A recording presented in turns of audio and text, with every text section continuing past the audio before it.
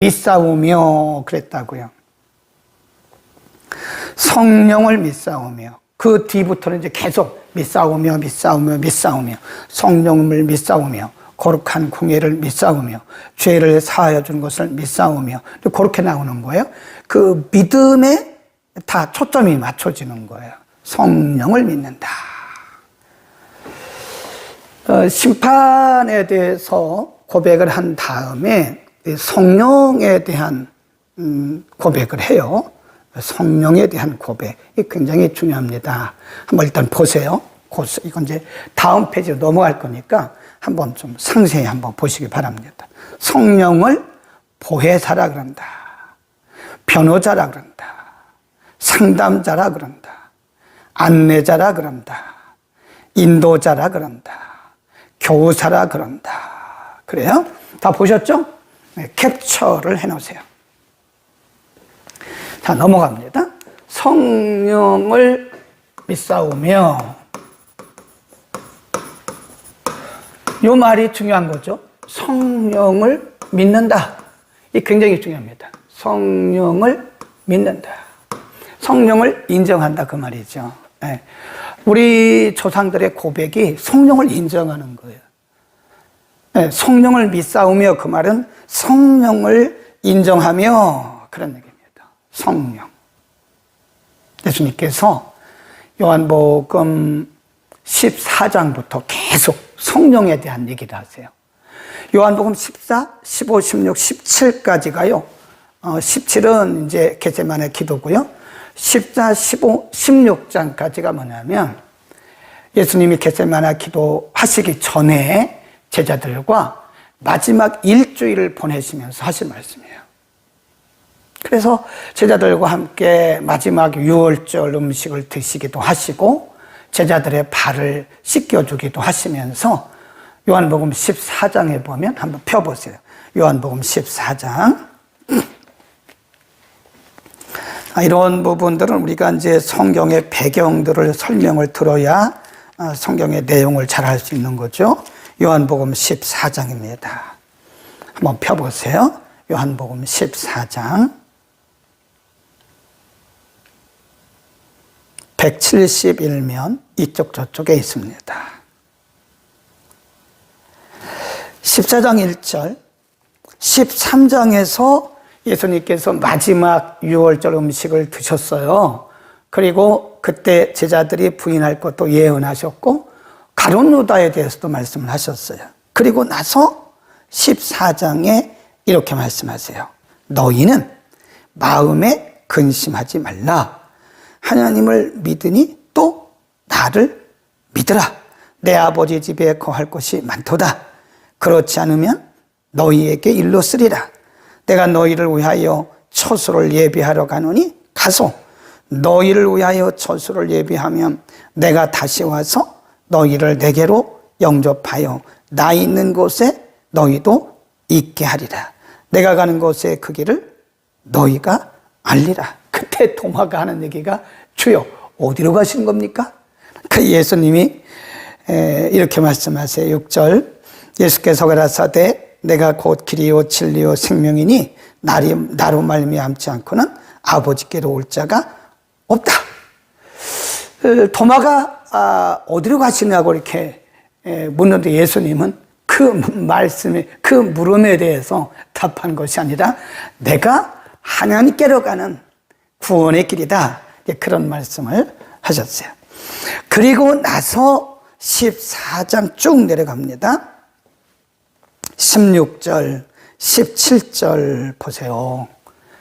그런 상황 속에서 제자들이 염려하고 근심하고 예수님이 마지막 만찬을 드시고 제자들에게 곧 죽으실 것을 예고하시고 너희가 나를 부인할 것이다. 아주 굉장히 혼란한 그런 상황 속에서 예수님께서 염려하지 마라. 근심하지 마라. 그렇게 말씀하신 다음에 중요한 예고를 하셨죠. 예언. 16절입니다. 16. 내가 아버지께 구하겠으니 그가 또 다른 보혜사. 그러니까 또 다른 보혜사. Another counselor. 그러면 예수님이 보혜사셨다는 거예요. 내가 또 다른 보혜사를 너희에게 주사. 그가 내가 아버지께 구할 텐데 아버지께서 하나님께서 너희에게 또 다른 보혜사를 주사 영원토록 너희와 함께 있게 하시리니 저는 진리의 영이라 세상은 능히 저를 받지 못하나니 이는 저를 보지도 못하고 알지도 못함이라. 그러나 너희는 저를 아나니 저는 너희와 함께 거하시며 또 너희 속에 계시겠습니다. 이게 예수님이 처음으로 선언하신 거예요. 요한복음 14장 16, 17절. 보혜사가 오셔서 너희와 영원히 함께 할 것이다. 너희 안에 그리고 너희 속에. 또 넘어갑니다. 쭉 계속입니다. 14장 26. 14장 26. 보혜사 곧 아버지께서 내 이름으로 보내실 성령. 여기서는 보혜사가 성령이라고 동격으로 말씀하셨어요. 그가 너희에게 모든 것을 가르치시고 내가 너희에게 말한 모든 것을 생각나게 할 것이다. 그런 말씀. 그 다음에 15장으로 갑니다. 15장에 또 말씀해요. 26절. 15장 26절. 내가 아버지께로서 너희에게 보낼 보혜사 곧 아버지께서 나오시는 진리의 성령 그러잖아요. 보혜사 곧 아버지께로서 오시는 진리의 성령이 오실 때에 그가 나를 증거하실 것이다. 16장 또 와요. 16장 7절. 네. 여기 이제 15장 26절, 여기도 14장 26절, 그 다음에 요한복음 16장, 예, 쭉 가면 7절입니다. 7절, 8절, 9절. 7절부터 9절. 그 다음에 또 13절. 한번 보자고요. 7절. 그러하나 내가 너희에게 실상을 말하노니 내가 떠나는 것이 너희에게 유익이라. 내가 떠나가지 아니하면 보혜사가, 그래요. 또 보혜사가 너희에게로 오지 아니할 것이요 가면 내가 그를 너희에게 보내리니 그가 와서 보혜사죠. 죄에 대하여, 의에 대하여, 심판에 대하여 세상을 책망할 것이다. 9절. 죄에 대하여라 함은 저희가 나를 믿지 아니하며 10절 의에 대하여라 함은 내가 아버지께로 가니 너희가 다시 나를 보지 못하며 11 심판에 대하여라 함은 이 세상 임금이 심판을 받았음이라. 13 그러하나 진리의 성령이 오시면 그가 너희를 모든 진리 가운데로 인도하시리니 그가 자의로 말하지 않고 오직 듣는 것을 말하시며 장래일을 너희에게 알리시리라. 14, 15, 16장에서 계속해서 보혜사 성령에 대해서 말씀해요. 자, 이젠 보세요. 이렇게 예수님께서 그 십자가에 돌아가시기 전에 제자들에게 성령에 대해서 아주 구체적으로 말씀하셨어요. 근데 여러 가지 말씀하셨는데 성령의 사역에 대해서 여러 가지 말씀하셨는데 가장 중요한 것이 어디냐면 요한복음 14장입니다. 보혜사가 너희에게 오실 것이다. 너희와 영원히 함께 할 것이다. 너희 안에 너희 속에 너희와 함께. 이게 중요한 거죠. 그래서 보혜사, 이 보혜사라고 하는 것은요 아까 보여드린 대로 변호자란 뜻이에요. 변호자. 변호자. 교사, 또 카운슬, 상담자, 인도자, 안내자. 네, 뭐 여러 가지 의미가 있죠. 근데 중요한 것은 이렇게 이런 보혜사가 너희 안에 너희와 함께 그 다음 뭐죠? 영원히 너희를 떠나지 않는다. 이걸 뭐라 그러냐면 성령의 내주라 그래요. 성령의 내주하심. 그러니까 성령께서 너희 안에 너희와 함께. 그래서 이 너희라고 하는 것은 우리의 인격과 그리고 우리의 모든 생애, 삶을 의미하는 것이고요. 또 우리 공동체를 의미해 교회. 교회 안에 교회와 함께 그런 뜻이죠. 그러니까 지난 시간에도 제가 말씀을 드렸는데 성령을 인정하지 않고는 교회가 존재할 수가 없어요. 성령을 인정하지 않는 교회는 교회가 아닙니다. 그건 교회가 아니에요. 교회를 가장한 다른 집단이에요. 성령으로 교회가 형성이 되어지고 세워지고 지금도 성령께서 교회 안에 계시면서 교회를 운행하고 계시는 거예요. 그러니까 우리가 성령을 인정하지 않고 사람들의 방법으로 사람들의 뜻으로 뭔가를 하려고 하면 그것은 성령을 슬프게 하는 거예요. 성령을 거스리는 죄를 범하고 있는 겁니다. 기도하지 않고 인간의 생각으로 어떤 사람들은 교회를요 매니지먼트 하려고 그래요. 경영하려고 그래요. 경영. 교회 경영자는 성령이세요. 교회 경영자는 성령이다. 거기다 써놓으세요. 그러니까 교회 경영자고 운영자는 성령이시지 무슨 뭐 목사나 장로나 전도사나 누가 어떤 특정한 사람이 교회를 이렇게 좌지우지하는 것은 큰일 납니다. 그럼 교회를 회방하는 거예요. 성령의 역사를 회방하는 거예요. 기도해야 됩니다. 기도. 안디옥 교회가 우리 사도행전 13장 공부했잖아요. 안디옥 교회가 초대 교회 중에서 이방 지역에 최초로 선교사를 파송했어요. 근데 그때 성령이 시키는 일을 위하여 사울과 바나바를 따로 세우라. 성령이 가라사대. 성령의 가라사대가 있어요. 교회는 항상 담임 목회자인 저도 성령의 음성을 듣고 하는 거예요. 뭐 이렇게 우리가 월상 예배 드리고 뭐 기도원 체험 가고 누가 저한테 그 권면한 거 아닙니다. 누가 저한테 조언한 거 아니에요. 기도하다가 그런 감동을 받은 거예요. 아, 우리가 초대교회를 돌아가야 되겠다. 네, 초대교회를 돌아가야 되겠다. 그래서 성도들에게 영적인 추억과 영적인 체험들을 갖게 해야 되겠다. 그런 기도 중에 성령의 감동을 받은 거죠. 그러니까 이 교회라는 것은 어떤 사람이 좌지우지하려고 하면 큰일 납니다. 하나님이 하시는데 우리가 하나님을 앞서가서 뭘 하려고 그러면 성령의 회방꾼이에요. 성령을 회방하는 죄를 범합니다. 그러니까 우리의 열심이 성령을 방해하지 않도록 거기다 써놓으세요. 잘못하면 우리의 열심이 성령의 역사를 방해할 수 있어요. 가로막을 수 있어요. 그러니까 기도하지 않고 인간의 생각으로, 인간의 방법으로, 인간의 경험으로 뭘 하려고 하면 여러분요 방해꾼입니다. 방해꾼.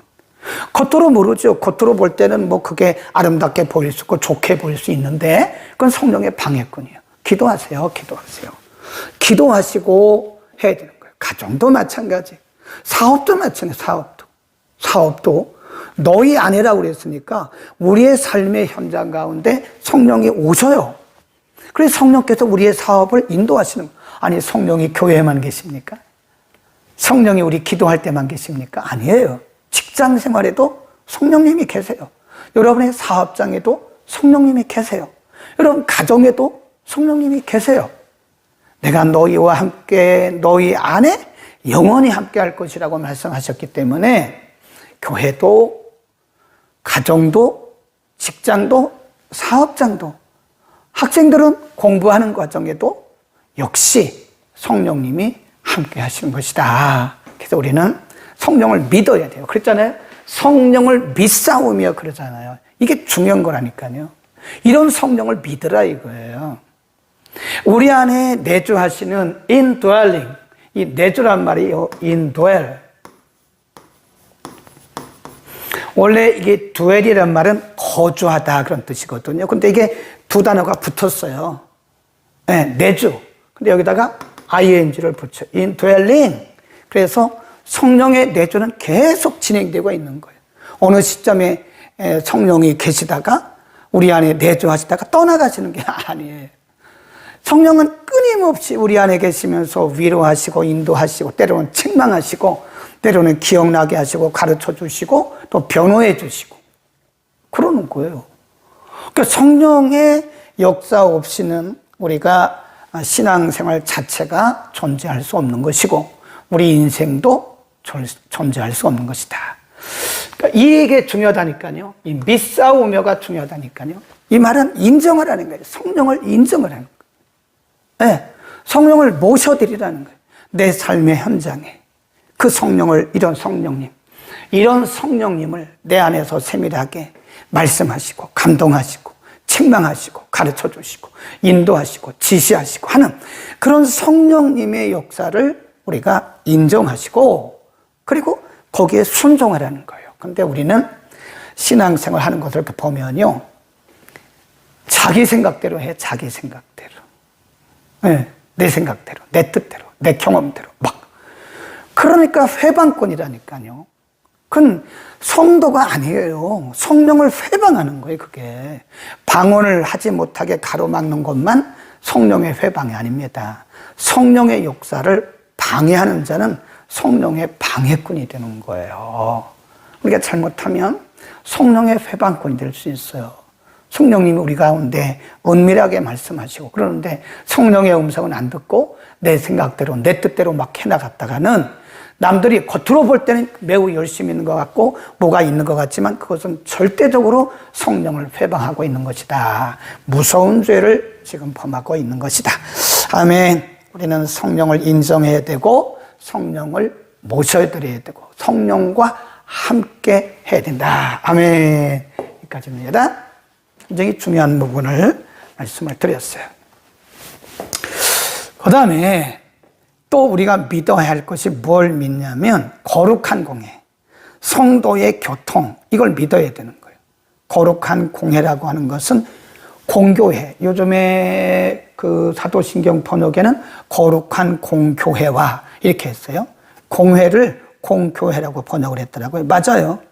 거룩한 공회는 거룩한 공교회. 교회를 의미합니다. 거룩한 교회. 그리스도의 몸, 구원받은 자들의 몸, 모임, 거룩한 공동체, 구원의 방주. 그 다음에 또 한 가지가 성도의 교통. 이 교통이란 말은 믿음의 교제를 의미합니다. 영적 교통, 사랑의 섬김, 서로 기도하는 거, 이런 거를 우리가 성도의 교통이라고 말한다. 이게 굉장히 중요합니다. 이 캡처해 놓으시죠. 이게 굉장히 중요한 거예요. 거룩한 공회와 거룩한 공교회와 성도가 서로 교통하는 것을 우리는 믿는다. 그런 얘기죠. 자, 설명을 또 하겠습니다. 거룩한 공회, 거룩한 공회.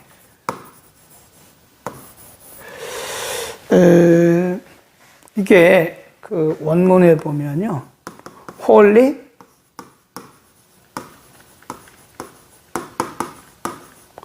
Holy Communion, 이렇게 Holy Communion. 그래서 거룩한 공교회.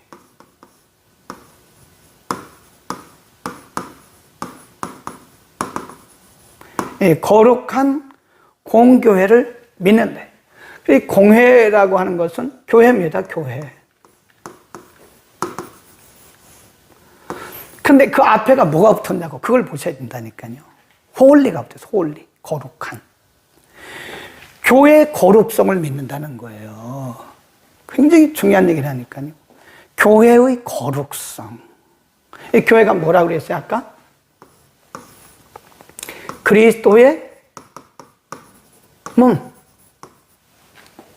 또 구원받은 자들의, 구원자들의 모임. 이게 사람이 구원받은 게 아니잖아요.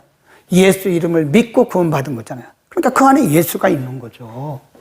그리스도의 몸, 구원자의 모임. 이것은 다르게 말하면 구원의 방주. 이 땅에 하나님께서 구원하시기로 작정된 사람들을 불러내는 곳이 어디냐? 교회예요. 교회가 크든 작든 교회 무시하면 안 돼요.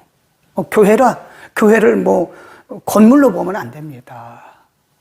이 땅에 구원하시기로 작정한 사람들을 한 사람 한 사람 불러서 모아 놓으신 이곳이 바로 교회거든요. 네, 굉장히 중요해요. 교회는 사람이 만든 게 아니에요. 마태복음 16장에 보면 베드로의 고백을 받으신 예수님께서 뭐라고 그랬어요? 내가 이 반석이 뭐죠? 베드로의 고백을 얘기하는 거예요. 믿음. 예수님을 믿는 그 믿음 위에 내 교회를 세우리니. My church. 예수님 하신 말씀이에요. 처음으로. 이 믿음의 위에, 믿음의 반석 위에 내 교회, my church, 내 교회를 세운다. 음부의 권세가 해하지 못한다. 그래서 구원의 방주입니다. 이 교회는 사람이 세운 게 아닙니다. 하나님께서 한 사람 한 사람, 천에 하나 만에 하나 구원하시기로 작정된 사람들을 모아하는 그것이 교회. 그래서 교회는 거룩해요. 굉장히 중요한 겁니다. 교회의 거룩성. 어떤 분들이 교회를 막 욕해요. 교회가 뭐 이러냐. 교회 욕하지 마세요. 큰일 납니다. 교회 욕했다가는요, 그리스도의 몸을 막 욕하는 거예요. 찌르는 거예요. 그게. 사람들이 왜 교회를 욕하죠? 사람들의 그 아름답지 못한 비윤리적이고 비도덕적인 거 보고 막 교회를 욕합니다. 근데 그건 사람이 그런 거지 교회가 그런 건 아니에요. 근데 왜 사람들이 교회를 욕하죠? 큰일 난다니까요. 교회를 욕하는 것은 그리스도의 몸을 찌르는 거예요. 굉장히 큰 죄를 범하고 있는 거예요. 그게 교회를 욕하는 거는. 교회는 거룩합니다. 우리 모인 사람들이 거룩해서 그렇죠. 물론 우리는 윤리적 도덕적으로 흠이 많은 사람들이에요. 그러나 그리스도의 이름으로 죄사함을 받은 사람들이에요. 예수 그리스도의 이름으로 죄사함을 받고 의롭다 칭의, 예수 그리스도의 이름으로 의롭다 칭함을 받은 사람들이 모인 곳이 교회라고요. 물론 인간적으로 흠이 많죠. 인간적으로 볼 때 뭐 흠이 많고 그런 거 많죠. 안 맞는 것도 많죠. 그러나 그걸 보면 안 된다고요. 예수 그리스도의 보혈로 죄 씻음을 받은 사람들의 모임. 그래서 거룩한 공회와 이 교회는 거룩한 거예요. 네, 교회를 욕하지 마세요. 큰일 납니다. 어떤 분들은 교회를 막 욕하고 그러는데 그 얼굴에 침 뱉기예요. 성도가 돼가지고 교회를 욕하는 것은요, 사람을 말해야지 교회를 욕하면 안 돼요. 사람이 부족한 거죠. 그러나 그 사람조차도요, 우리의 관점에서 볼 때 뭔가 부족한 거지, 이미 그도 역시 그리스도의 보혈을 통해서 깨끗이 씻음받은 사람들이기 때문에 또 그를 욕해도 안 돼요. 사실은 인간이 좀 부족한 것은 누구나 다 피차 마찬가지입니다. 그렇죠? 누구나 다 부족하죠. 네. 인간이 완벽한 사람이 어디 있나요? 그렇게 말하는 그 사람도 부족해요. 그런데 우리가 누구를 뭐 비난하고 평가하고 그래서 되겠습니까? 그러니까 우리는 교회의 거룩성을 인정해야 돼요. 사람이 원래 인간은 죄인이었는데 그리스도의 보혈을 통해서 정결함을 받고 의롭다 하심을 받은 거예요. 그래서 교회가 거룩한 거예요. 의롭다 하심을 받은 사람들이 모인 곳이기 때문에 거룩한 겁니다. 거룩한 공회. 교회는 거룩하다. 그래서 교회를 함부로 우리가 이렇게 말하는 것은, 함부로 욕하고 비난하고 비평하는 것은 거룩한 공회를 짓밟고 허물이 많지만 그럼에도 불구하고 예수 그리스도의 보혈을 통해서 씻음을 받고 성령으로 인침받은 사람들이기 때문에 그럼에도 불구하고 교회는 거룩하다. 아멘. 굉장히 중요합니다. 교회를 욕하지 마세요. 큰일 납니다. 그 다음에 성도의 교통. 성도가 서로 교통하는 것과 그랬어요.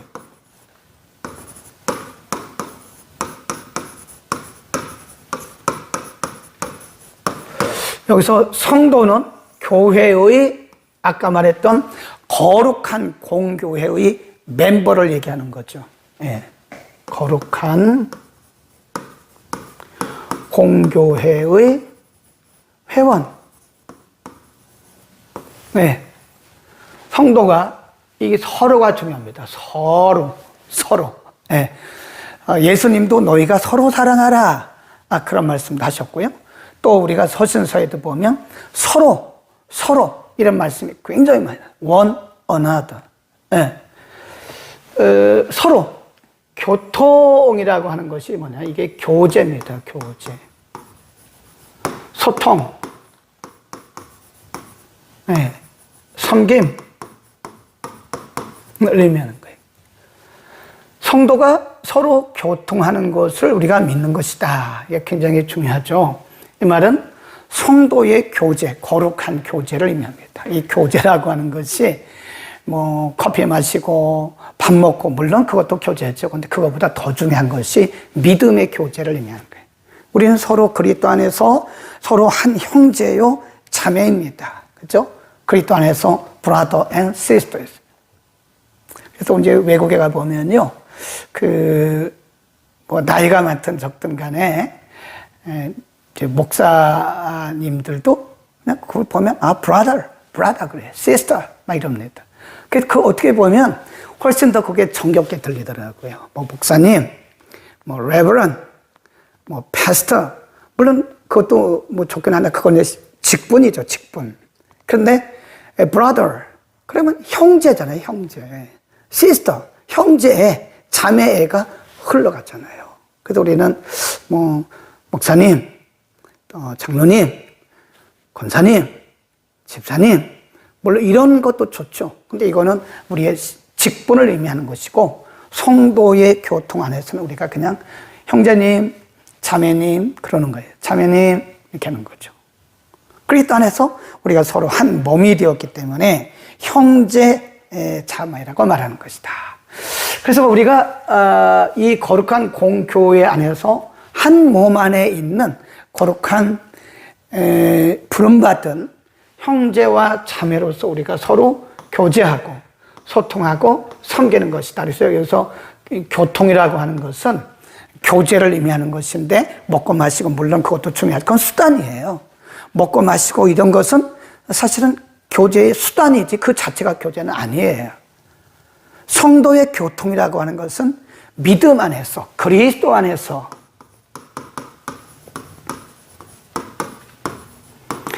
믿음과 그리스도 안에서의 나눔을 의미합니다.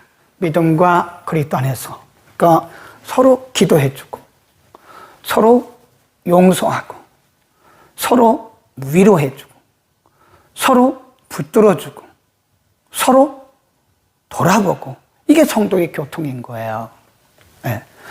근데 요즘에 이 도회지 사람들은요, 굉장히 이기적이에요. 그럴 수밖에 없는 게, 뭐 다 아파트 생활이잖아요. 그럼 뭐 옆집에 누가 있는지도 잘 모른다니까요. 네. 굉장히, 삶 자체가 그렇게 우리를 하나의 개인화 하면서 딱 가둬버린 거예요. 그러니까 교회에서도 우리가 뭘 물어보는 걸 싫어합니다. 개인에 대해서 물어보는 것도 굉장히 싫어해요. 애들에 대해서 물어보면 당연히 물어보는 거 아닙니까? 안부로. 근데 왜 물어보냐고. 네. 또 그 물어보는 거를 굉장히 부담스러워해서 어떤 분들은 교회를 안 나오려고 그래요. 조그만 교회 가니까 뭐 다 알게 되고 다 물어보고 한 번 안 나오면 막 사방에서 전화 오고. 근데 사실 그 좋은 거거든요. 누가 그렇게 관심을 가져주겠습니까? 한 번 안 나왔는데 막 사방에서 전화 오네. 전도사님 오지, 목사님 오지, 구역장님 오지, 권사님 오지, 사모님 오지. 최소한 또 한두 번 교회 안 나오면요 5군데, 6군데에서 막 전화가 온다는 거예요. 그건 좋은 거죠. 아무도 나에게 관심 가져주지 않으면 얼마나 외롭습니까? 성도의 교제. 근데 현대인들이 싫어한다는 거예요. 그래서 신방이 없어졌잖아요. 네. 코로나 이후에 신방하는 교회가 아주 드뭅니다. 대신방? 옛날에 우리가 춘계 대신방. 그리고 가을에 가면 축의 대신방. 1년에 2번 여러분 성도들의 가정을 대신방했다니까요. 권사님, 뭐 장로님, 집사님 이런 거 쭉 하면서. 근데 요즘에는 딱 둘만 오라. 목사님, 사모님만 오세요 그런다고요. 목사님, 사모님만 오세요. 다른 사람 데려오지 마시고요. 목사님, 사모님만 오세요. 그런다니까 자기의 어떤 프라이버시를 드러내기 싫다는 거죠. 네, 교회 안에서도요. 이 성도의 교통이 있어야 되거든요. 그러니까 우리가 교회에서 밥 먹는 게요. 굉장히 중요해요. 우리가 사도행전 2장에 보면 그리고 4장에도 보면요. 그게 그래서 그거를 뭐라 그러냐면 서양에서는요. 그거를 교제라고 합니다. 테이블 펠로십 그래요. 식탁 교제.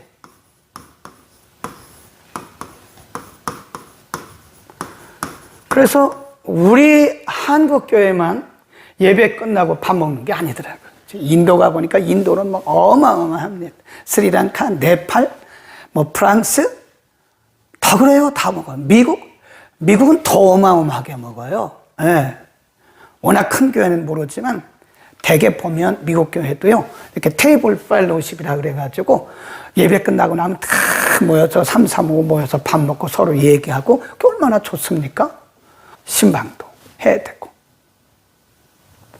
서로 기도 부탁도 하세요. 어떤 분은 자기는 다른 사람 위해서 기도해요. 그런데 자기 기도 부탁은 안 해요.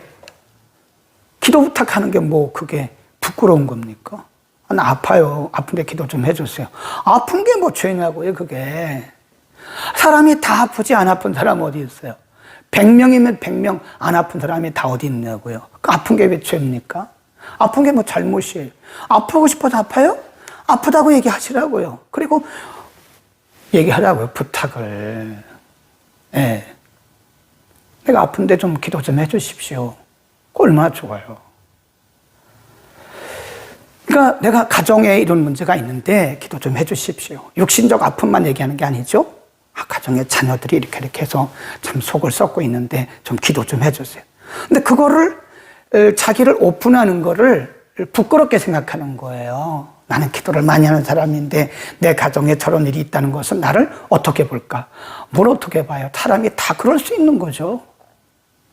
아니 문제 없는 사람이 어디 있나요? 에? 자녀에 문제 없는 사람이 어디 있냐고요. 다 그렇지. 그러니까 우리가 부끄러워하지 말고 서로 형제자매 아닙니까? 기도 부탁하고 내가 때로는 도와주고 도움 받고 또 어떤 분은 그런 분이 있더라고요. 자기는 남을 도와줘요. 그런데 남의 도움받는 거를 굉장히 자존심 상해요. 그것도 내려놔야 돼요. 뭘 그렇게 자존심 상합니까? 도움 받는 거죠. 사람이 도움을 주고받는 거지 어떻게 사람이 남 돕기만 하고 살아가요.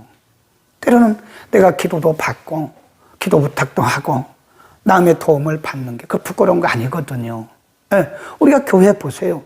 예루살렘 교회가 마더 처치예요. 모교회입니다. 근데 예루살렘 교회가 기근이 들어가지고 굉장히 어려웠어요. 그러니까 소아시아에 있는 교회들, 유럽에 있는 교회들이 다 부조, 그때 부조란 말이 나온 거예요. 그 연보입니다. 연보. 성경에 나오는 연보는 헌금이 아니에요. 돕는 헌금, 부조를 의미합니다. 부조. 우리말로 부조라고 이게 번역을 했는데 돕는 헌금이에요.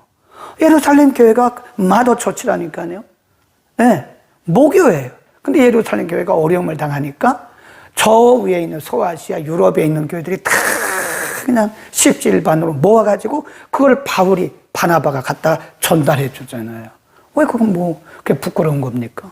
네, 그래서 우리는 이 성도의 교통이 서로 제대로 이루어져야 된다. 부끄러울 것도 없는 것이고 서로 사람은 주고받는 거예요.